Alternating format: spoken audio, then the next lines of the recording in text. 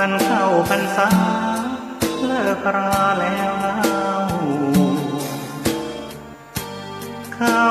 วัดทำบุญกันเถิดพวกเราให้พระปัดเกลากิเลสเบาบางหลวงพ่อเจ้าคุณท่านคอยห่วงใยอยากเห็นครอบครัวสดใสปลอดภัยในทุกทางเลิกเมาแล้วขับไม่ถูกจับปรับให้เสียสตางค์อย่าปล่อยตัวเข้าเกี่ยวว่างเสริมสร้างชีวิตครอบครัว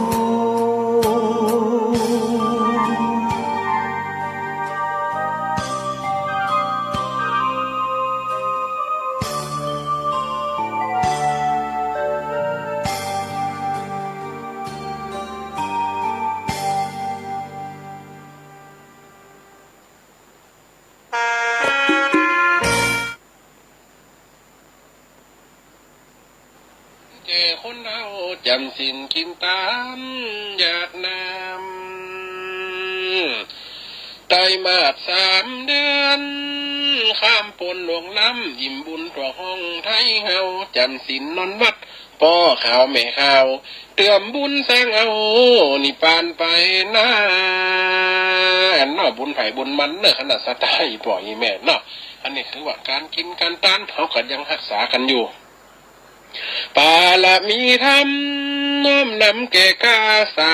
ธุชนติดต้องออกว่าสาอาพี่น้องยังบ่จบเสียงงานบุญยังมีแหมอยู่กฐินผ้าป่าตั้งตนเกลือนุนหางบเติมทุนได้หอมจวยสร้างหนักอย่างวัดหลายวัดประกอบมีกฐินผ้าป่าอย่างวัดเหล่ามณฑาประกำลังจะสร้างสาราปรริญญานี่นะขนาดสตาอีปอยแม่น้ำประกำยังมีองค์กฐินนี่องค์ใหญ่เหมือนกันเนอจุยกันคิดกันสร้างตักบาตรเทวได้เติมกล่าวอ้างนี่คือวิธีทางเมืองพุทธศาสนาบดียำยุดฮักษากวังไปยาวออกบาสารเล็กเราเขาควรจะบ้างเบาที่เฮางดใดอีเหล่านี้จี้ไปตั้งคนที่เปิ่นมักกินมักดื่มที่3 เดือนเปิ่นงบหรือว่า3 เดือนที่เปิ่นยุดใดเปิ่นเข้าภาษาใดเปิ่นงดเหล้าเฮาก็ขอมีสติต่อไปยินน่ะเฮาก็ถ้าว่าเปิ่นงดใดต่อไปแหมอาจจะต่อเป็น4 เดือน 5 เดือนก็ถือว่าดีใจที่เตือนพี่น้องเหนือใต้เพราะออกพรรษาแล้วต่อติดตามบอกกากาดแก้วพอจะอดได้เต่าได้ลองใจเขาพอจะไปถึงไหนละเลิกอดไปซ้ำดีว่าอันอย่าหลอก3 เดือนอดได้4 เดือนน้องพอ5 เดือนน้องพออดขินไปยักซ้ำดีเนาะขนาดสถานเนาะ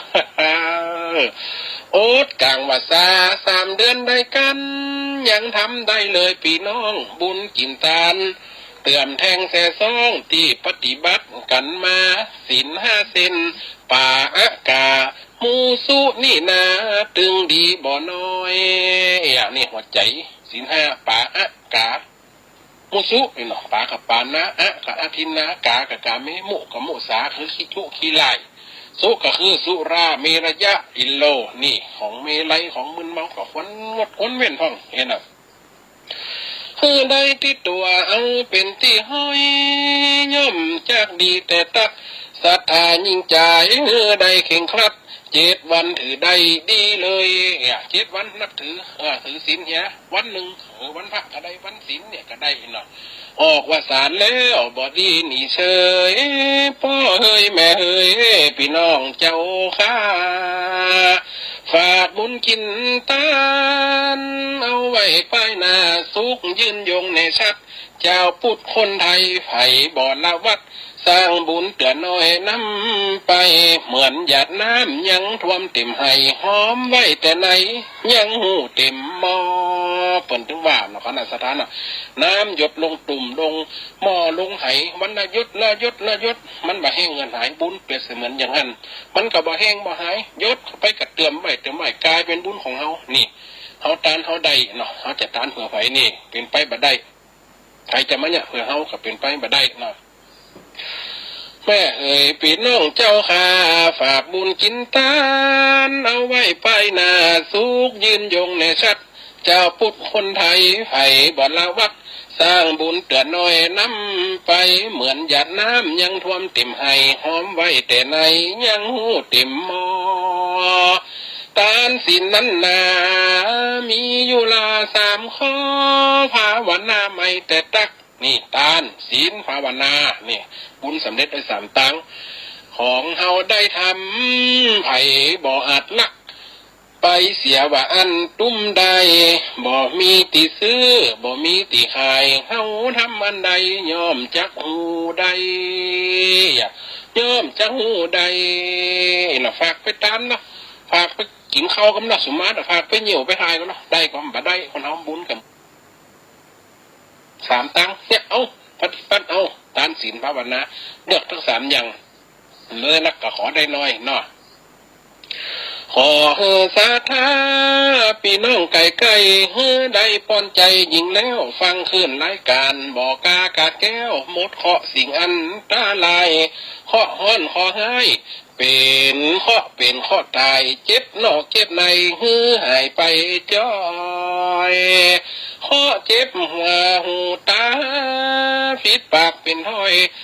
สูญหายไปเรียกว่าบุญที่ทำมาศรัทธาบ่ละสมใจตั้งดังความกำปอนปีปั่นปอนปีน้องติดต่อติดตามอยู่ม้วนกินลำจูคนจูผู้จูคนจูผู้อยู่ดีสบายกินลำเนิ่นหลังออกภาษานี่ถือศีลต่อก็ได้เนาะปฏิบัติต่อก็ได้คอนักองค์ศีลนะครับนาสถานเนอะอันนี้เป็นน้ำเลี้ยงเสียงปากของพระเจ้าเสน่ห์การหลงเนอะว่าอาจารย์เป็นขอได้เล่านักข่าวก็ขอฝากไว้กับสถานเนอะเอาละสถานญาติโยมเนาะรอบ2ก็ยังขึ้นต้นรายการด้วยน้ำเนียงเสียงธรรมจากท่านอาจารย์เสน่ห์กาหลงนะมาในแนวของการประพันธ์ข้าวจ้อยอีกข้าวแบบนี้เป็นข้าวจ้อยเนาะสถานเนาะอาตมานี่บอกค่อยชำนาญนะถ้าผิดพลาดประการใดโปรดอภัยให้กระผมด้วย พบกันชั่วโมงที่2นี้ขออนุญาตกับสถาอีพ่ออีแม่ทั้งหลายก่อนที่จะนำสารธรรมมาแบ่งปันในวันออกวสานี้เนาะประโยชน์อย่างพ่องที่เราได้รับไปแล้วแต่เจ้านั้นบางคนยังบอกหูตัวด้วยซ้ำไปว่าได้บุญอย่างไปพ่องบางคนก็อาจจะหูแล้วได้ฟังจากตุลุงตุปู่ตุนาตุอาตุอาวตุน้องตุปีเปิ้นได้อนุโมทนาฮือทราบได้แสดงธรรมฮือทราบอานิสงส์ข้างการออกพรรษาแล้วเนาะก่อนที่จะอู้ถึงสารธรรมเกี่ยวกับการออกพรรษานั้นได้ประโยชน์อย่างพ่องอาตมาก็มีรายชื่อของศรัทธาญาติโยมที่คัดลอกออกมาอยู่ส่วนหนึ่งอีกส่วนหนึ่งนั้นนะที่ศรัทธาญาติโยมฝากหอมมานั้นอาตมาได้มอบปัจจัยในซองพร้อมกับซองนั้นคือกับทางคณะกรรมการเปิ้นจดจานแล้วก็บอกว่าถ้าจดแล้วเอาซองมาคืนเขาจะเนื้อเอาสตังออกแล้วกาก็เอาซองมาคืนเขาจะได้ประกาศให้เปิ้นป่อน้อยพันเปิ้นยังบอกได้เอาคืนคืออาตมากำเตื้อเอาไว้ช่วงที่มีงานเนาะสถานเนาะมีงานแล้วก็มีถ่ายทอดสดสถานติดตามฟังเอาเนอะอาตมาจะได้อนุโมทนาผ่านทางรายการวิทยุที่ออกอากาศในช่วงของการมีงานวันที่11และก็วันที่12เนาะมีเวลาช่วงใดก็จะประกาศให้ศรัทธาญาติโยมฟังไปเรื่อยๆวันที่11นี้ก็ตั้งแต่ตอนเย็นประมาณ6 โมงทุ่มอย่างนี้ก็จะเริ่มรายการแล้วไปจนถึง4 ทุ่มสถาแล้วก็วันที่12ตอนเจ้าเนาะตั้งแต่ตี 3ยาวไปเลยก็จะมีเวลาประกาศให้ศรัทธาญาติโยมได้ฟังอยู่ ก็มีหลายต้านหลายที่หลายแห่งเนาะพี่น้องทางเมืองฝานพี่น้องทางเมืองปรับเวียงปรับเป้าก็ฝากมาที่อาตมานี้พี่น้องทางสันทรายพี่น้องทางดอยสะเก็ดก็ฝากมาซึ่งอาตมาได้นำปัจจัยรวบรวมปัจจัยมาเรียบร้อยแล้วก็ไปมอบให้กับทางคณะทำงานคณะกรรมการเพิ่นแล้วตุลุงยองโดยอาตมาโดยก็ช่วยกันประกาศประชาสัมพันธ์ตอนที่ออกรายการเนอะสถาส่วนวันนี้ที่เปิดติดต่อมาด่วนนี้เนาะก็ขออนุญาตแจ้งให้สถาญาติโยมทราบว่ามีป่อสุแก้วกะป่อสุแก้วหอมอันวัดเหล่ามนทา100 บาทแล้วก็ไปทุ่งโป่ง100 บาทแม่ศิลาหอมไปวัดเหล่ามนทา100 บาททุ่งโป่ง100 บาทเมตตาคำแปลงหอมไปเหล่ามนทา100ทุ่งโป่ง100เนาะป่อนิคมบุญทาหอมมา200นะวัดเหล่ามนทาแม่เย็นใจคำแม่เย็นใจคำบ้านทับหมากเนาะหอมมา100แล้วก็แม่ฟองราตรีสวัสดิ์หอมมาที่วัดเหล่ามนทาแหม100แม่แก้วศรีที่กุลหอมมาที่นี่แหม100แล้วก็คุณธิดาหอมมาแหม100สำหรับวัดเหล่ามนทาแล้วก็โยมแม่เย็นใจคำบรรทับหมากเปิ้นหอมไปที่วิทยาลัยสงฆ์นครลำปาง100 บาทแล้วก็หอมไปกฐินของท่านอาจารย์เสน่ห์กาลงวันที่3 พฤศจิกาแหม100 บาทเอาละตอนนี้แจ้งให้ทราบแล้วเนอะแล้วก็ยังมีญาติโยมที่เปิ้นหอมไปวัดตรงโป่งแม่ใบแก้วนางเนาะซึ่งเปิ้นฝากกับโยมแ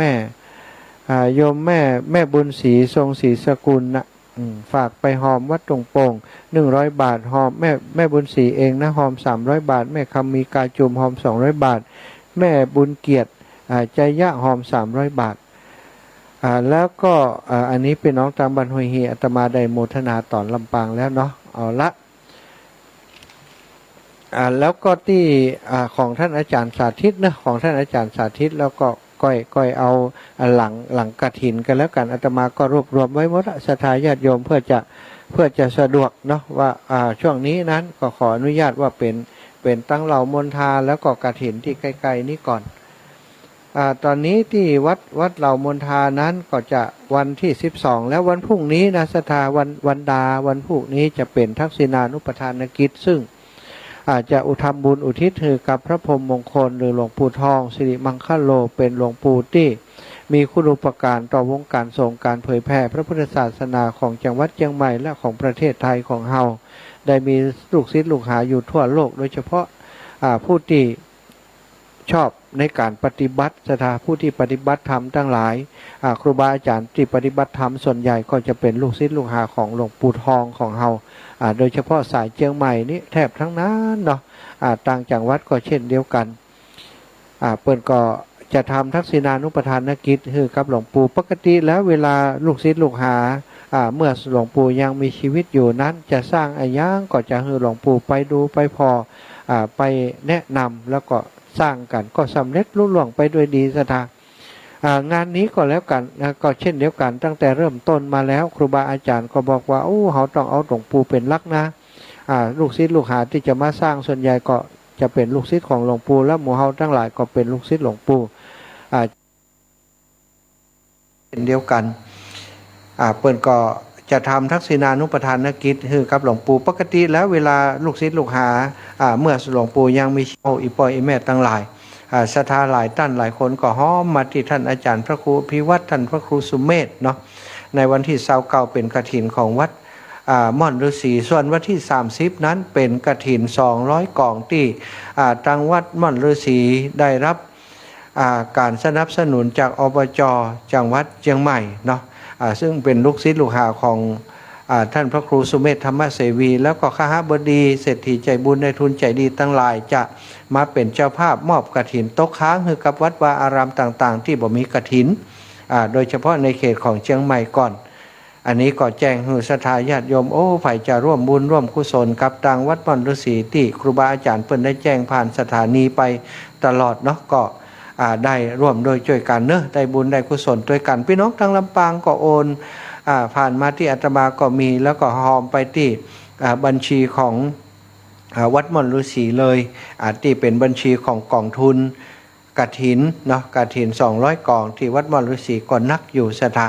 ก็ขออนุโมทนาเน้อแต่ครูบาอาจารย์ครูบาอาจารย์เปิ่นออกอากาศอนุโมทนาไปแล้วส่วนหนึ่งเนาะส่วนที่ตกค้างที่เหลือจะได้นั้นก็คงจะได้ประกาศไปเรื่อยๆนะศรัทธาบางครั้งตอนที่ก่อนจะทอดกฐินบัดนั้นก็หลังจากทอดกฐินก็เอามาประกาศกันแหมก็ได้แต่ศรัทธาส่วนใหญ่เนาะโดยเฉพาะพี่น้องที่ฟังในคลื่นสีขาวเนี่ยบ่ได้ติดใจอายังและหอมมาแล้วก็ถือว่าครูบาอาจารย์รับทราบแล้วก็เพียงพอแต่บางครั้งบางทีนั้นเปิ่นฝากหอมก็อายังก็มันจำเป็นต้องอนุโมทนาให้เปิ่นรับทราบก็จะทำตามหน้าที่ของใครของมันคนที่มีหน้าที่ประกาศก็ประกาศบอกบุญไปอนุโมทนาไปคนที่มีหน้าที่ส่งรายชื่อมาก็ต้องส่งรายชื่อมาเนาะรับผิดชอบเป็นสะพานบุญจากที่ไหนก็ได้เป็นสะพานบุญต่ำนั้นเนาะก็ขอบคุณทางสายเมืองฝางเนาะโดยเฉพาะโยมแม่จงดีเชื้อกันทาอีแม่นั้นตะวานี้แต่เจ้านี่โทรมาดีใจนึกว่าอีแม่อยู่ที่ภูเก็ตอยู่กับลูกกับหลานอยู่อีแม่ว่าแม่มาเชียงใหม่แล้วรู้ท่านบัดได้พอในไลน์กลุ่มฮั่นกาก็พอแต่ว่านึกว่าอีแม่อยู่ปุ้นแต่บัดได้ดูบัดได้อ่านรายละเอียดเนาะปรากฏว่าอีแม่เดินทางมาเชียงใหม่แล้วก็บัดได้กลับเมืองฝางเตื้อไปแอวหาหลวงปู่พระครูปฏิภาณธรรมทินที่เวียงป่าเป้าไปแอวหาหลวงพ่อท่านพระครูพิพิธศิราพรเนาะเจ้าคณะอำเภอเวียงป่าเป้าที่เวียงป่าเป้าวัดห่างต่ำซึ่งเป็นพระมหาเถระที่โยมแม่จงดีเชื้อกันทาโยมพ่อหมออินทร์เชื้อกันทาเคารพนับถือแล้วตอนเจ้าวันนี้เป็นไปทำบุญที่วัดทุ่งเศรษฐีตัวออกพรรษาที่วัดทุ่งเศรษฐีว่าขอดีใจอนุโมทนาบุญกับโยมแม่เนอะแล้วก็วันนี้เนาะก็น่าจะเข้ามาที่เชียงใหม่มาพักที่เชียงใหม่แล้วก็จะมีธุระที่เชียงใหม่แหมวัน2 วันจากนั้นวันที่12ได้ข่าวดีว่าโยมแม่กับโยมพ่อจะมาร่วมงานที่วัดเหล่ามนทาตัวสำหรับโยมแม่จงดีเนาะศรัทธาญาติโยมพี่น้องตังเมืองฝางพี่น้องตังป่างป้อยก็ดีพี่น้องตังหลายที่หลายแห่งที่เคารพนับถือโยมแม่เป็นสะพานบุญมาโดยตลอดนั้นเวลามีกินมีตานมีการมีงานบุญต่างๆถ้าโยมแม่เปิ่นแจ้งไปในรายกลุ่มถ้าได้รับทราบว่าครูบาอาจารย์จะทำบุญที่ห้านที่นี้เปิ่นจะโทรหาโยมแม่จงดีแล้วก็โอนสตังค์ผ่านที่โยมแม่มามอบให้กับทางครูบาอาจารย์ตลอดศรัทธาเฮาเนี่ยสร้างอย่างที่ตังวัดทุ่งเศรษฐีก็ดีเนาะที่ม่อนดอยนางแก้วที่ผ่านมาก็ได้กำลังรักจากโยมแม่ที่เป็นสะพานบุญให้ทางพี่น้องเมืองฝางมาโดยตลอดอนุโมทนาบุญตัวโยมแม่เนาะที่เป็นสะพานบุญช่วยเหลือวัดเหล่ามนทาก็ตอนนี้ก็มีรายชื่อที่ศรัทธาญาติโยมโอนผ่านทางโยมแม่มาหลายท่านด้วยกันซึ่งโยมแม่จะเอามาแจ้งให้ทราบส่งเข้าในไลน์ของอาตมาตอนที่ จะประกาศที่วัดเหล่ามนทาเนาะอนุโมทนาบุญกับโยมแม่จงดีเชื้อกันทาเนอโยมแม่เอาละศรัทธาญาติโยมวันนี้ได้รับปากกับศรัทธาญาติโยมว่าจะนำสารธรรมประโยชน์จากการที่วันนี้เป็นวันมหาปวารณาหรือว่าวันออกพรรษาเป็นวันออกพรรษาของเจ้าบ้านโดยออกพรรษาของตู้เจ้าโดยตู้เจ้าเข้าพรรษา3 เดือนอย่างที่ศรัทธาอีป่อยแม่ได้รับทราบนั่นแหละเนาะตั้งแต่เขาเข้าพรรษามานี้ก็ครบพอดีละ3 เดือนนะ3 เดือนก็ตรง15 ค่ำบันถ้าตั้งใต้ก็เดือน11ถ้าตั้งเหนือก็เดือนอ้ายเดือนอ้ายก่อนที่วันพุธจะแฮม1 ค่ำเดือนยี่ศรัทธาญาติโยมวันนี้ก็เป็นวันสุดท้ายของการออกวาสาลาพระเจ้าคนที่ลดเหล้าเลิกเหล้ายั่งยาสิ่งเสพติดทั้งหลายนั้นถามว่าจะกินได้บ่ได้ท่านอาจารย์ถ้าถูกต้องแท้ๆต้องวันพุธมาเจ้าเนอะจะตาแต่บางพ่องก็ออกแต่เจ้าละจบข่าวแล้วท่านอาจารย์นี่ เมาเข้าบ้านไปนะเมาเข้าบ้านไปแล้วก็เป็นอย่างตลอดเวลา3 เดือนที่ผ่านมาท่านก็ทำได้ดีที่สุดแล้วก็ถือว่าสุดยอดแต่ว่าบางคนบางท่าน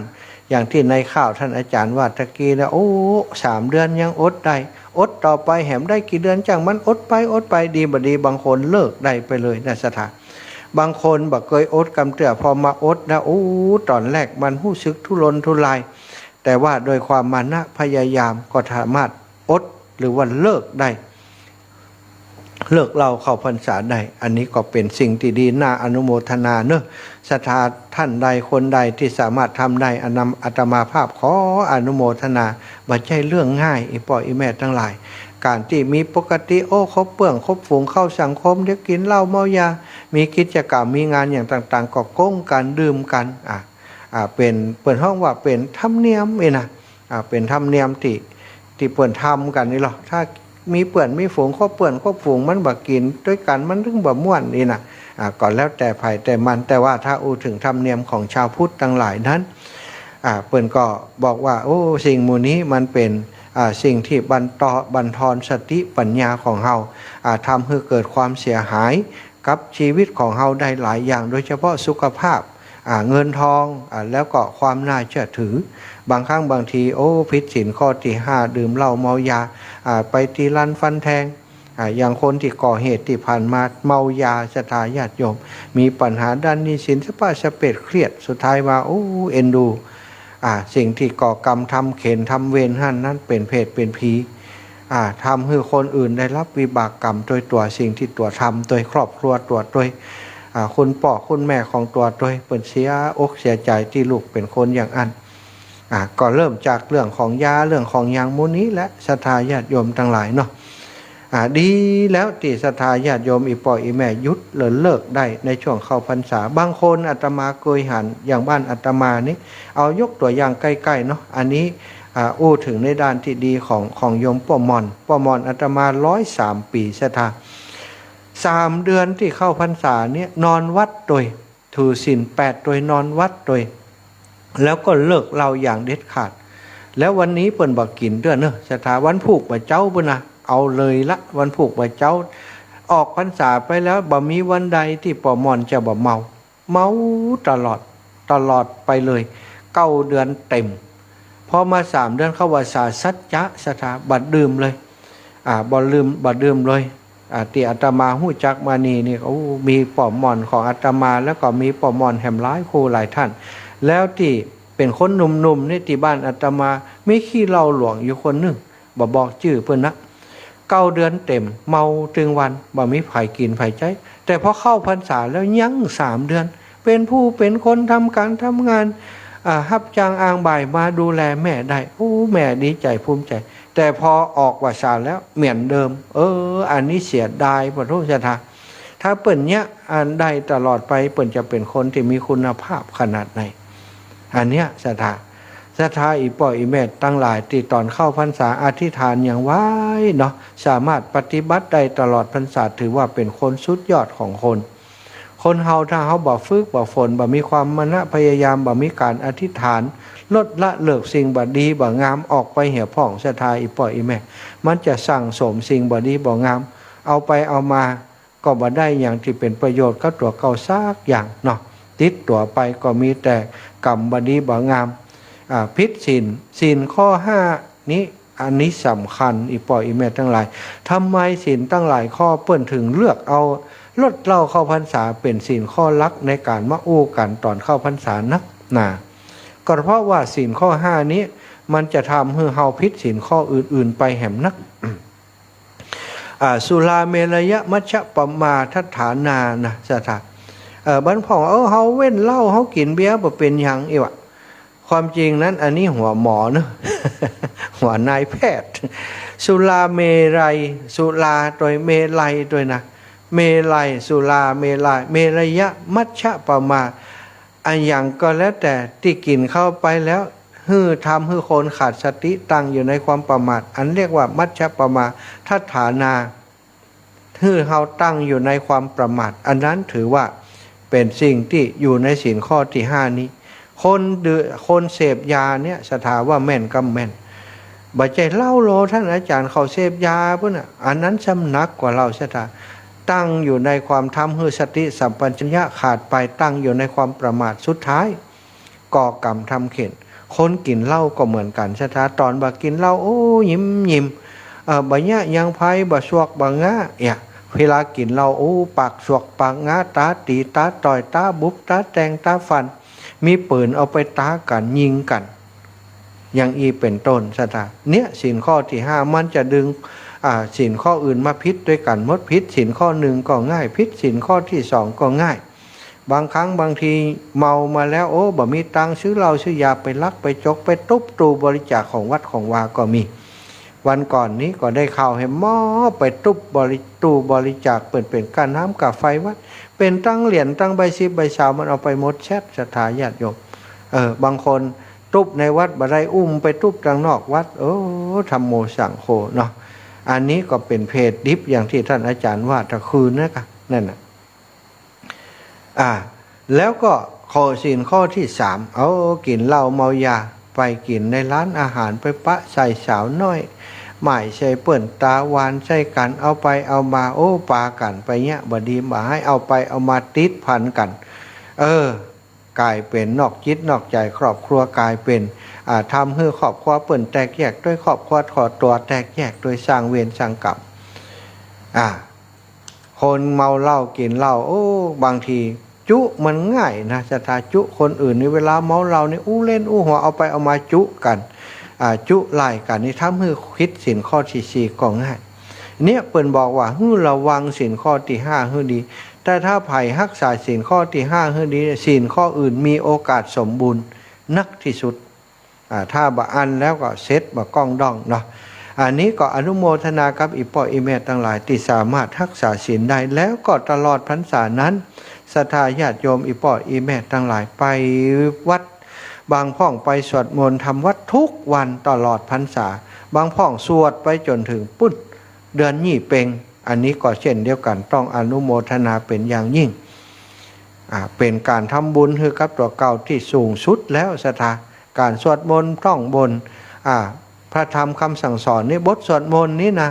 เป็นกรรมสรรเสริญพระพุทธพระธรรมพระสงฆ์เป็นกรรมที่เป็นน้ำธรรมคำสอนของพระพุทธเจ้าตรงๆเลยศรัทธาเอามาประพฤติปฏิบัติได้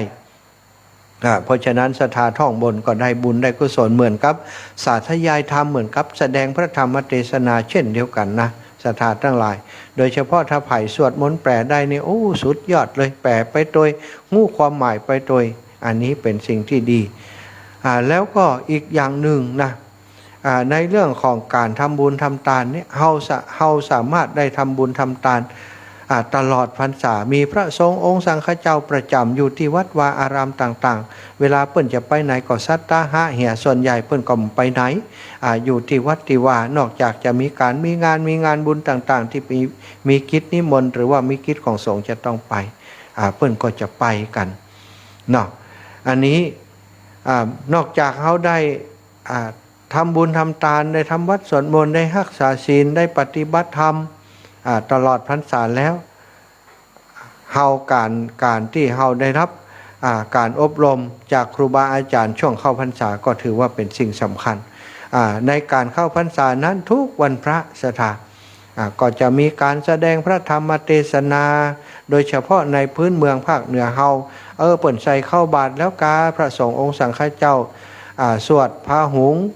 สวดเจริญถวายพรพระเรียบร้อยเปิ่นก็อนุโมทนาในบุญในกุศลของศรัทธาก็มีน้ำธรรมคำสั่งสอนคติธรรมอย่างต่างๆมาสอนมาสั่งมาบอกมากล่าวศรัทธาญาติโยมแล้วเปิ่นก็มีประเพณีฟังธรรมส่วนใหญ่เปิ่นก็จะฟังธรรมตอนประมาณบ่ายโมงบ่ายสองบ่ายสามแล้วแต่วัดวาอารามต่างๆบางที่บางแห่งก็3 โมงเนาะพอเทศแล้วเปิ่นก็รวดสวดมนต์ทำวัดเย็นแล้วก็กลับบ้านบางพ่องไปวัด 3-4 ครั้งในวันศีลวันพระอันนี้ก็ถือว่าเป็นสิ่งที่ดีประเพณีฮีดหอยของแต่ละที่ละแห่งก็บ่เหมือนกันสิ่งเหล่านี้คือการที่ศรัทธาญาติโยมพุทธศาสนิกชนอุบาสกอุบาสิกาในฐานะเป็นพุทธบริษัท4หนึ่งในพุทธบริษัท4ซึ่งมีภิกษุภิกษุณีอุบาสกอุบาสิกาเป็นผู้ที่เคลื่อนกงจักรธรรมะของพระพุทธเจ้าธรรมจักรเพื่อประหัตประหารกิเลสเพื่อจะสร้างสุขคือมวลมหาชนทั้งหลายได้ทำหน้าที่กันตลอดพรรษาถือว่าหมู่เฮาทั้งหลายได้ร่วมกันสืบต่ออายุพระพุทธศาสนาวัดพระธนธรรมประเพณีที่ดีงามคืออยู่สืบกู้กับพระพุทธศาสนาไปคือมันครบ 5,000 พระวสาตามที่ศาสนาพระสมณโคดมพระสัมมาสัมพุทธเจ้าของเฮาจะไปถึงสถา อันนี้คือสิ่งที่สำคัญเนาะแล้วก็ในวันนี้นั้นต่างสงฆ์ถือว่าเป็นวันสำคัญมากวันหนึ่งก็คือเป็นวันมหาปวารณามหาปวารณาความจริงมันมีคำว่าปวารณาธรรมดากับวันมหาปวารณาการปวารณาอย่างเช่นว่าศรัทธาญาติโยมไปปวารณาว่าโอ้ท่านอาจารย์ปีนี้ข้าพเจ้าและครอบครัวขอปวารณาเป็นเจ้าภาพกฐินกับวัดของท่านเน้อถ้าพระสงฆ์สังฆเจ้าบอกว่าโอ้ปีนี้บ่มีไผ่คำเตือนศรัทธาญาติโยมได้ก็สาธุเน้อเนี่ยฮับปวารณาอันนี้ปวารณาทั่วไปปวารณาทั่วไปนี่เขาจะยะบ่ได้ก็ได้ศรัทธาปวารณาอย่างคนที่เป็นผู้น้อยผู้รักผู้ใหญ่ผู้น้อยพบปะกันสมมติว่าผู้น้อยเข้าไปทำงานในบริษัทในห้างร้านในบ้านในจองในองค์กรไหนก็แล้วแต่เข้าไปฝากเนื้อฝากตัวกับคนในสำนักงานในที่ทำงานฝากเนื้อฝากตัวกับผู้รักผู้ใหญ่ผมปวารณาไว้เลยนะครับเนอะถ้าผมทำอย่างพิษหัวหน้าสามารถบอกผมได้ด่าผมได้ว่าผมได้พี่ก็เหมือนกันเนอะพี่ถ้าพูดร่วมเพื่อนร่วมงานกันอันใดที่ผมบอกผมเลยเนอะอย่างผมทำผิดพลาดไปบอกกล่าวผมได้เนอะอันนี้เรียกว่าปวารณาทั่วไปแต่สำหรับมหาปวารณานั้นเป็นกรรมที่พระสงฆ์เปิ่นใจกันในวันนี้วันออกพรรษานี้มันเริ่มต้นจากการที่มีเรื่องเล่าว่าในสมัยพุทธกาลที่แคว้นโกศลนั้นมีพระภิกษุสงฆ์กลุ่มหนึ่งไปปฏิบัติธรรมไปบำเพ็ญเพียรอยู่ที่แคว้นโกศลไปอยู่ที่วัดแห่งหนึ่งแล้วก็มีกฎกติกากัน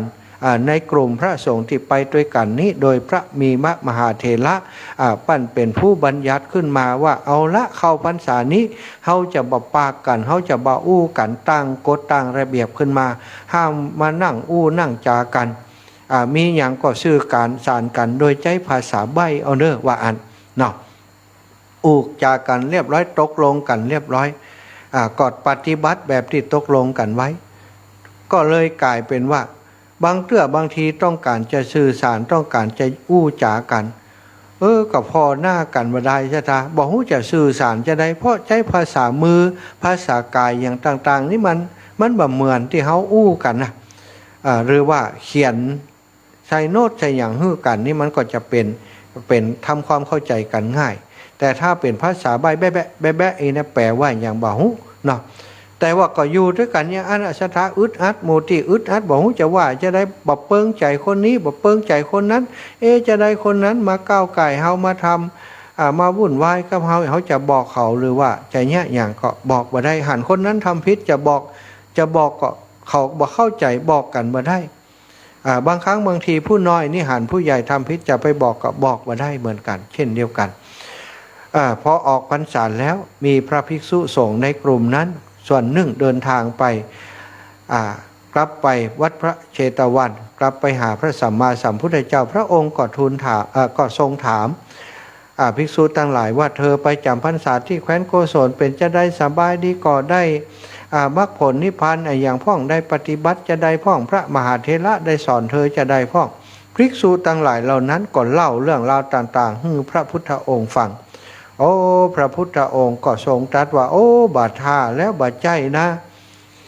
มันจะต้องสื่อสารมันจะต้องอู้จากันมันจะต้องตักเตือนกันมันจะต้องบอกกล่าวกันกับไปใช้ภาษาใบ้ใส่กันอย่างนี้มันไม่ได้ความอย่างก็เลยห้องพระภิกษุสงฆ์ทั้งหลายมาประชุมจุ่มนุมกันก็เลยบัญญัติบอกกล่าวว่าตั้งแต่นี้ต่อไปเนอะเธอทั้งหลายนั้นปฏิบัติแบบนี้บ่มีความขุ่นข้องมองใจกันจะได้ก็ดีตลอดพรรษานี้จะได้อู้จากันก็ดีบ่ได้อู้จากันก็ดีได้หู้ได้หันบ่เข้าใจกันก็ดีมีอันอย่างที่ขุ่นข้องมองใจกันพอออกพรรษาแล้วเธอทั้งหลายนั้นถือว่าเป็นวันมหาปวารณามหาปวารณาแปลว่าจะได้แปลว่าในวันนั้นเนี่ยภิกษุสงฆ์ที่อาวุโสเป็นพระมหาเถระก็ดีเป็นพระเถระก็ดีเป็นพระมัชฌิมเถระก็ดีเป็นพระนวกะก็ดีสามารถว่ากล่าวตักเตือนกันได้พระ ผู้น้อยบวชพรรษาแรกพรรษาเดียวเนี้ยเรียกว่านวกะสถาวันษาแรกไปจนถึง5 วรรษาเนี้ยเรียกว่านวกะอาตมาภาพเองนี้เป็นนวกะอยู่เนออีปออีแม่ในการบวชครั้งนี้ครั้งก่อนนั้นได้6-7 ภาษาบรรนับแล้วไปศึกออกไปแล้วก็เสี่ยงไปแล้วพรรษาเอามาต่อมาได้เนาะครั้งนี้ก็ได้3 พรรษาอยู่ก็เป็นนวกะยังบ่ถึง5นี่ยังบ่นิปะปนนิสัยมุตตะต้องอยู่กับครูบาอาจารย์เนาะแล้วก็คนที่ได้6 พรรษาถึง10 พรรษานี้เรียกว่ามัชชิมะพระมัชชิมะ11 พรรษาถึง20 พรรษาเรียกว่าพระเถระนะอย่างครูบาอาจารย์ของหมู่เฮาทั้งหลายท่านพระครูอภิวัตท่านพระครูกัลยาณประโมทท่านพระครูสุเมธธรรมเสวีท่านอาจารย์วรรณชัยทั้งหลายมื้อเนี้ยส่วนท่านทั้งหลายมื้อนี้10 พรรษาขึ้นไปแล้วเป็นพระเถระสถาบางรูปก็เป็นพระมหาเถระแล้วเนี่ยครูบาอาจารย์ส่วนใหญ่ทั้งอาจารย์พระครูอภิวัตนี่ก็มหาเถระเพราะ20 พรรษาขึ้นแล้วนะศรัทธาญาติโยมทั้งหลายซึ่งในวันออกพรรษานี้สามารถปวารณาแล้วก็คือว่ากล่าวตักเตือนกันได้ว่ากล่าวตักเตือนกันอย่างแต่เจ้าที่ไปลงโบสถ์เนาะเปิ่นถึงวันนี้เนาะเปิ่นก็ตั้งที่ประชุมสงฆ์ที่ลงโบสถ์กันเนี่ยเปิ่นก็สวดยัตติเพื่อจะทำการปวารณากันการปวารณากันเนี่ยเปิ่นบอกว่าคือสามารถว่ากล่าวตักเตือนกันได้โดยบ่ถือโทษโกรธเคืองกันพระผู้รักผู้ใหญ่ก็บอกว่าโอ้บัดเดี๋ยวนี้เนาะวันนี้ออกพรรษาแล้วเนิ่นที่ผ่านมาผมเนี่ยทำความผิดพลาดอย่างคือท่านบ่พอใจคือท่านสงสัยโดยได้เห็นก็ดีโดยได้ยินก็ฟังก็ดีโดยสงสัยในตัวกับผมเรื่องใดเรื่องหนึ่งคือท่านทั้งหลายสามารถว่ากล่าวตักเตือนผมจะบ่โกรธบ่เกลียดคือท่านเนี่ยศรัทธาญาติโยมพระผู้ใหญ่ว่าก่อนจากนั้นมาก็ไล่กันมาจนพรรษา30 40ว่าก่อนเนาะไล่ลงมาเรื่อยๆจนถึงพรรษา10 พรรษา20 พรรษา20แล้วก็19 18 17 16 15 14 13ไล่จนมาถึง1 พรรษาสามารถว่ากล่าวตักเตือนกันได้เพิ่นก็เปล่งวาจาอย่างเงี้ยศรัทธาสังคัมพันเตปวาเรมิทิเทนะวาสุเตนะวาปริสังกายะวาวัทันตุมังอายะสมันโตอนุกัมปังอุปาทายะปัจฉันโตปฏิกริสามิบอกผมเลยครับโดยท่านโดยเห็นก็ดีโดยได้ยินก็ดีโดยได้ฟังก็ดีหันว่าผมมีความผิดหรือว่าสงสัยในตัวผมข้อใดข้อหนึ่งฮืดตักเตือนผมได้ถ้ามันเป็นความผิดแต่ผมพิจารณาหันเป็นความผิดผมจะแก้ไขตัวเองครับอันนี้คือกรรมของพระสงฆ์ที่เปิ้นปวารณากันศรัทธาอันนี้เป็นวัฒนธรรมที่ดีเป็นวัฒนธรรมที่ดีทำให้คนในองค์กรที่อย่างองค์กรสงฆ์เนี่ยเป็นองค์กรที่ถือว่ายึดถือวัฒนธรรมแบบนี้ฉะนั้นหมู่สงฆ์ทั้งหลายโดยเฉพาะในสมัยพุทธกาลนักศรัทธาเพิ่นสามารถทักเตือนว่ากล่าวอย่างกันได้พร่ำสอนกันได้บ่โคตรบ่เกลียดอย่างกันก็ทำให้สงฆ์เจริญมาจนถึงหมู่เฮาจนปัจจุบันนี้หมู่เฮาทั้งหลายที่เป็นสงฆ์ก็ดีเป็นฆราวาสญาติโยมก็ดีสามารถนำไปปฏิบัติในครอบครัวของเฮาได้ในคณะสงฆ์นี้เปิ่นปฏิบัติอยู่แล้วสถานในวันนี้เนี่ยสามารถว่ากล่าวตักเตือนกันได้เปิ่นเป็นสิ่งที่ดีเนาะเป็นธรรมเนียมของนักปราชญ์เป็นธรรมเนียมของบัณฑิตทั้งหลายคนเฮาบางครั้งความผิดของตัวเฮาอาจจะมองบ่หันไปมองแต่ความผิดของคนอื่นทีนี้อย่างวันนี้เปิ่นบอกว่าโอ้ถ้าคนอื่นสงสัยอย่างในตัวเฮาก็ดีหันว่าเฮาทำผิดก็ดีสามารถว่ากล่าวสั่งสอนได้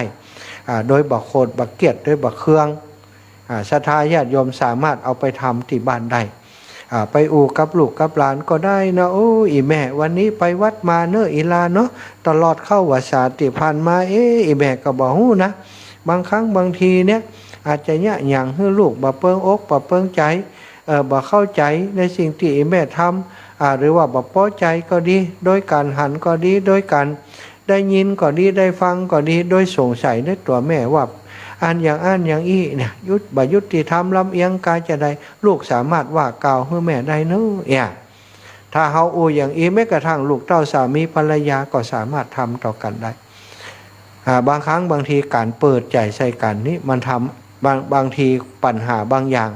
มันอาจจะแก้ไขให้ลุล่วงไปได้นะสถานเนาะเอาละวันนี้คือประโยชน์ของวันมหาปวารณาความสำคัญหัวใจของวันปวารณาเนาะสถานความจริงนั้นก็มีรายละเอียดอย่างอื่นอยู่อันนี้สงมีอย่างพ้องอย่างพ้องแต่ว่าเวลามันถ้าไปนักกว่านี้สถาก็บ่ได้โทรมามาจากกันท่านอาจารย์คนเดียวอีแม่ขอได้พ้องบ่ได้กัน ก็โทรมาเลยเนอะ0808844173วันที่12นี้เนอะศรัทธาญาติโยมทั้งหลายมาร่วมบุญร่วมกุศลงานใหญ่งานหลวงของคณะศรัทธาคลื่นสีขาวและก็ครูบาอาจารย์คลื่นสีขาวที่ได้ร่วมด้วยช่วยกันมาก่อร่างสร้างแปลง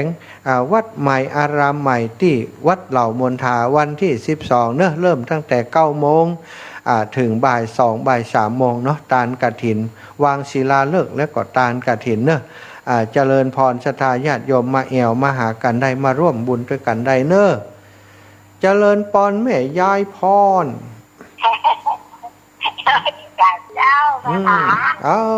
แฟนรายการแฟนประจำกำลังใจสำคัญเดี๋ยวนี้อยู่ไหนวัดใช่เหรอวัดอันปากตางเจริญเพราะว่าอันติวัดเหล่ามนทาจัดรายการบ่ได้เปิ่นมีอันพระป่าของพี่น้องเผ่าพี่น้องไตพี่น้องไตเปิ่นจัดพระป่ากันหั่นน่ะเปิ่นจะเอามาตานติวัดเหล่ามนทาเฮาหั่นน่ะเดี๋ยวนี้อยู่ที่วัดทับคูเหรออยู่เพ่อยู่อันวัดปากตางเจริญมาจัดรายการเพ่โยมแม่พรแม่ยายพรที่เฮาถ้าบ่ฮู้นะครับจ่ายมันสิเราหาเพิ่นนั่นน่ะเจ้าสาธุแม่ยายพรเด้อรับสายอื่นก่อนเด้อสาธุปั่นกันคนน้อยแม่ยายพรแม่รองบ้านใหม่ดอนไฟโยมแม่จ้าเอาอีกโทรฟังตั้งชั่วโมงก่อนได้ยินท่านมาบอกให้แม่ก็เลยเนี่ยพานอนฟังนี่จนดีกะอิดขนาดกะงานวัดวันนั้นไปอิดเนี่ยสักอย่างดีใจได้ทำนี่ต้องดีใจทำดีกะใจแน่ใครใจแน่ยุ่งปุ่นอ่ะยังไปบ่ได้นะเป็นยังไปแอวหาเนื้อแม่เนื้อสาธุบอกท่านอาจารย์เซเว่นเนอร์อ่านจะได้ก็จะไปถ้าวันที่เราได้ก็อ่านกฐินของอันวัดเช้าตัวใดก็แม่27 เดือนตุลาเนี่ยเนาะเดี๋ยวเขาจะเช็คเวลาก่อนถ้าจะได้เดี๋ยวก็จะมีเวลาก็จะประกาศให้เปิดแหมเนาะแล้วก็จะไปร่วมงานด้วยเนื้อแม่เนอะสาธุบอกท่านอาจารย์เตอะสาธุบุญรักษาแม่จะต่อไปอีกสายนึงสายนี้จากตั้งใดหลุดไปเห็นแล้วเนาะพอกดฮับมันก็หลุดเนอะขอสุมาเนอะแม่เนอะทุกกดฮับแล้วมันหลุดไปเนอะเจริญปอนโยมแม่จันเจ้าอาสาเจ้าว่าจะได้เจ้ากระสีนข้อ5เอาอยู่เนี่ยมันเป็นพิษโมแต่หมู่นั้นเนาะได้กะถ้ามันแข่งไปแล้วนะต้องมันถึงลึกพอ วันนี้ก็หลายคนแล้ววันนี้ออกภาษาเจ้ามาตอนก็มีเหลียแล้วเนาะท่าอยู่หั่นน่ะวังฝ่องฝ่องก็ตั้งก้างท่าอยู่บ้านมันน่าจะยุดได้นะถึง3 เดือนแล้วก็กินเนาะก็ว่าเนาะก็ยังว่านะคนเฮาสุขภาพก็จะดีขึ้นมาจัดนักสมองก็จะดีจะเป่งเจ้าว่าก็จัดนักนะเจ้าอีแม่วันพุธอีแม่มาก็แม่ดอนป้ากันวันฮือวันพุธได้มาเด้อเนาะวันพุธ11ไปเด้อไป12ก็สาธุป้ากันเนอะเอารถซาเล้งมาเนอะแม่เนอะยาวจะมีคนขี่ตัวอยู่นะเร่งมาแล้วจะยืดเลยจะขี่กับลำปางสาธุโคไปลงห้องถนนนะสาธุเขาขี่ได้ลูกสาธุขอบคุณนี่แม่นะป้ากัน12เด้อเจ้าไว้สาเจ้าเจอกันแน่นอนสาธุขอบคุณแม่จันเรือนสายโยมแม่เป็นกำลังใจให้พระลูกพระหลานมาตกี้ตลอดโยมแม่น้องเข้าฟางน้องหมาเข้าฟางเจริญปอนแม่ไว้ส สาเจ้า วันนี้ฝนตกกับทางปุ้นอ่ะ ตังเพชรตกอีแม่หัวค่ำนี้ตกตีอันตีวัดเรามณฑาก็ตกจัดหลายยกนะ2-3 ยกกันไหม โอ้หมู่9หมู่3มันตกทั้งวันแต่เดี๋ยวตกนะแต่มันมาถึงกับแรงถึงกับลมอะค่ะ ใช่ประมาณเดียวกันนี่แม่สัตว์ตู้ขอบคุณอีแม่เนอะวันที่12ได้มาเอวหักกันก็ แม่ไปได้ลูก เรา ไปตั้งโอ้ยแม่ขี่มอเตอร์ไซค์แม่โหตายแม่ไปได้ ก็หอมมาแล้วดีแล้วเนาะแม่เนาะได้หอมแล้ว อันแม่กำลังจะไปไหว้พระสวดมนต์แม่เปิดวิทยุท่านมาหามาหรือวันนี้แม่ก็เลยนั่งรอนี่ไปอาบน้ำหล่นมาฟังโทรศัพท์เนี่ย ขอบคุณอีแม่เด้อท่านอาจารย์เพิ่นแบ่งเวลามาให้อีแม่ เจ้า ตู้ขอบคุณอีแม่เขาจะรับสายอื่นก่อนนะแม่เด้อ เจ้า จะปันกันคนน้อยเนาะแม่เนาะเจริญปอนโยมแม่สายทองบันหุ่งละปูน เจ้า อี ก็ไหว้ แม่ สาเจ้า อ่ะมีอย่างมาแบ่งปันวันนี้ออกประชาแล้ว เจ้าออกสาเจ้าขออนุญาตนะเจ้าเปิ้นว่าอยู่ดีๆอย่าลืจีควันก้นหนีให้มันป้นทุกกายทุกใจแกว่งจินหันเสี้ยนน้ำเปลี่ยนนิสัยเพราะว่าเป็นภัยประหอนหลวกใหม่สนุกวินัยสุกทุกเกิดใกล้เกิดเหตุทั่วไทยเมื่อตายพิจารณาทีได้ดีได้หายขอบอกนอนายเมาเหล้าเมาจูโหบอกว่ามักเล่าทำไปทุกใจเมื่อเท่านะเจ้า สาธุโอ้ชัดเจนคมคายขอบคุณ เจ้า สาธุขอบคุณอีแม่เนอเจริญปอนโยมแม่บัวคำเทพศิริเจริญปอนแม่เจ้า เจ้าเจ้าลูก อยู่เพ่นเนอแม่เนอ อยู่ไหนเจ้า วัดปากตางเจริญของท่านอาจารย์ พระครูอภิวัฒนวิกรมเพ่แม่ อ๋อ เจ้าอัน อาจารย์นะลูกเด้อ เจ้าแม่เตียนวัดอันเหล่ามณฑานี่เขาอันเป็นน้องไตเปิ่นตานพระป่าและเปิ่นม่วนกันท่านตึงตั้งเนี่ยจัดรายการท่านมาได้แล้วหนีมาเพ่แม่ บอกก็ไก่กันสักกิโลเนี่ยไหม เจ้า ตูขอบคุณแม่เนอ เราอาจารย์แม่จะตัวนะลูกเด้อ สาธุขอบคุณเอ้าปันกันคนน้อยกับแม่สุบันร้องพี่น้องเวียงปะเป้าวอปป เจ้ากล่าวว่าสาเจ้าฟังอยู่เด้อ เป็นตัวแทนเวียงปะเป้าดักแซบเฮ้ยเดี๋ยวจำไปวัดทุ่งเศรษฐีแล้ว ป้าบุญธรรมปงหนองรับเหียก้าก็ว่าไปวัดหมู ก็น่ากับแม่ว่าก็ฟังเปิดว่าได้มันไปไหนว่าได้เจ้าปืนในแม่ก็คือตอนนี้ตึ้มได้ไปไหนเจ้าปืนก็แล้วลูกอย่าพังกับตัวเจ้าพังกับตัวเจ้าเนาะ เอาฟังเจ้าอีแม่มาอีกับพอแล้วเนาะสาธุเนอสาธุบุญรักษาอีแม่ขอบคุณป้ากันวัดทุ่งเศรษฐีเนอะแม่เนอะป้ากันวัดทุ่งเศรษฐีวันที่13เจ้าแม่แม่น้อยบันกล้วยหมู่หนึ่งแม่ทะเนอะเจริญปอนยมแม่น้อย อันพระอาจารย์เจ้าแม่ อันตัววานี่เป็นวันครบอันอายุ79ท่านอาจารย์อยากขออาจารย์อันอวยพรนั่งจิมปันปอนจิมเจ้าอาจารย์หยังไหนเจ้าวันอวยพรมันเกิดที่ไผอีแม่กะอันปันปอนให้เจ้าจิมก็เดี๋ยวจะปั่นป้อนหลังไหมก็เดี๋ยวจะโทรหาแม่เนอะตอนนี้เปิ่นสายเปิ่นรอนักเดี๋ยวเปิ่นจะว่าโอ้ปันป้อนอยู่ห้านี่น่ะป้อนเฮายาวลูกเจริญพรยมพี่พิสมัยก็จะติดล่ะขอบคุณยมปีตะกี้หันแวบๆแล้วจะฮับมันบัดตันที่2 รอบแล้วแต่เจ้าเฮาโกรธให้หัวยายพรไปได้ล่ะยายพรใครหัวใช่ยายพรกะเจ้านะมีพรตีสายสุดท้ายวันนี้เอาสายแหลกไปใส่ยายพรนี่นะนั่นน่ะไล่ขนาดวันแกแค้นยายพรท่าเลยยมปีตั้งกังรอเลยล่ะถ้ารอเงินจ้าสาธุขอบคุณโยมพี่นะขอบคุณนักเป็นกำลังใจให้กันเนอปีเนอป้ากันวันที่อย่างก็ปี15เนาะเขาทำผ้าป่าของวัดฝ่ายหินเนาะชาวผ้าป่าวัดฝ่ายหินนะอันตู้จะเดินวันที่1 มกราเดินจ่อยวัดฝ่ายหินของเขาก็จะเดินแหวดเชียงใหม่เนี่ยโยมพี่สาธุตั้งลำปางมาตัว วยนะเจ้า เจ้าเจ้าฮือตังลำปางเปิ่นมาช่วยกันมากันหลายอยู่ตังมจรก็จะมาช่วยอยู่เพราะตอนนี้ท่านอาจารย์เปิ่นมีเครือข่ายสัมพันธ์ไปที่มจรลำปางด้วยพี่ อ๋อเจ้า เจ้า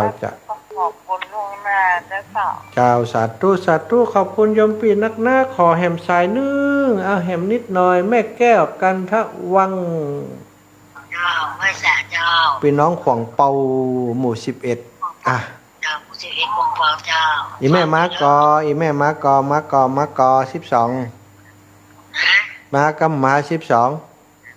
แล้วว่าจะขอลูกบ่าวไปส่ง มาเนอะบอกลูกเบาเลย ใช่กันเช่มหนามานะท่านมาหาอีแม่มาแล้วอีน่ะถ้ามานี่บอกหูไผ่มาฟังน่ะ เจ้า เจ้าอีแม่ ถ้าเราว่าเขาจะไปให้กับเขาว่ามามีเขาไปส่งแล้วเดี๋ยวจวนเขาว่าท่านนี้จะบอกเขา เจ้าแม่ ที่ว่าท่านตะกี้เนี่ยโอ้ยมันก็ถือว่าลูกบ่าวจะไปส่งไง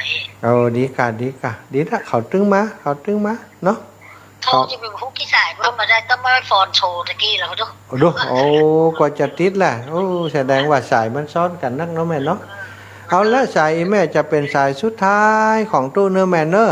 ขอบคุณอีแม่ที่เป็นกำลังใจให้ตู้ลูกเนอะบุญรักษา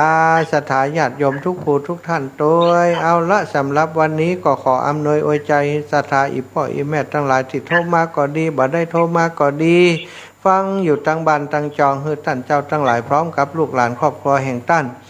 มีแต่ความสุขมีแต่ความเจริญเนอะอายุวันนะสุขาภละปฏิภาณธนสารสมบัติการกุ่งรุ่งเรืองจุเนื่องจุปการจัตตารโอธรรมาวัฏันติอายุวันโนสุขังพลังนิพพานังปรมังสุขัง